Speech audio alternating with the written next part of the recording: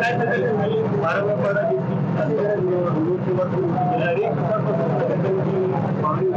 मुख्यालयापर्यंत जाणारा रस्ता हा जवळचा असावा, कारण आता 60 किलोमीटर नंतर हायवे सुरू केल्यानंतर इंधनात आणि वेळेचंही आता उपयोग होतं की आता कमी होणार आहे. म्हणजे 15 मिनिटांमध्ये आपण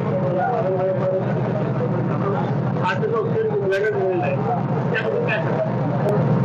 अतिशय आनंदाची गोष्ट आहे की माडंबार वसई तालुक्यात पालघर जिल्ह्याला कनेक्टिव्हिटी आता मिळालेली आहे.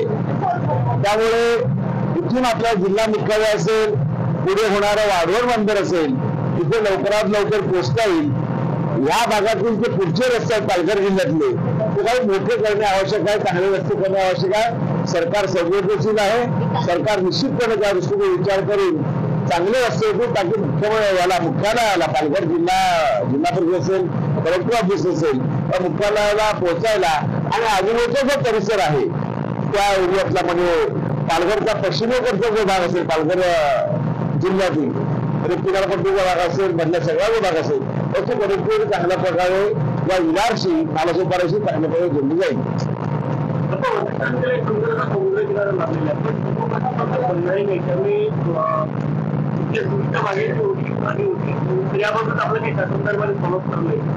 महाराष्ट्र शासन अतिशय चांगलं काम करतं. आदरणीय राणेसाहेब या खात्याचे मंत्री आहेत. त्यामुळे हा जो विषय तुम्ही सांगितला द्वीपकल्प बंधारे असतील आणि जो किनाऱ्याचा विकास असेल सगळ्या सुरक्षेच्या दृष्टीने आणि सगळ्या दृष्टीने तो निश्चितपणे येणाऱ्या काळामध्ये होईल यासाठी मी शासनाकडे पाठपुरावा करतो. त्याचप्रमाणे ह्या किनाऱ्याचा या समुद्र किनाऱ्याचा फायदा घेऊन पर्यटन कसं वाढेल, उत्तरेकडून जे पुढे कोकणात आणि गोव्याला जे पर्यटक जातात ते 2 दिवस आपल्या वसईत कसे हॉल होतील. वसईत असलेले किल्ले 2 किल्ले असेल, जिजाबाईचं मंदिर असेल, पिंजारेश्वरचं रिव्हर फॉरेस्ट असेल, वसईत असलेले भिन्न धार्मिक स्थळं असतील, चर्चेस आहेत, मोठी मोठी मंदिरं आहेत, मोठी मोठी तळं आहेत, त्याचा कसा हे चांगल्या प्रकारे आनंद लुटतील आणि 2 दिवस येतील.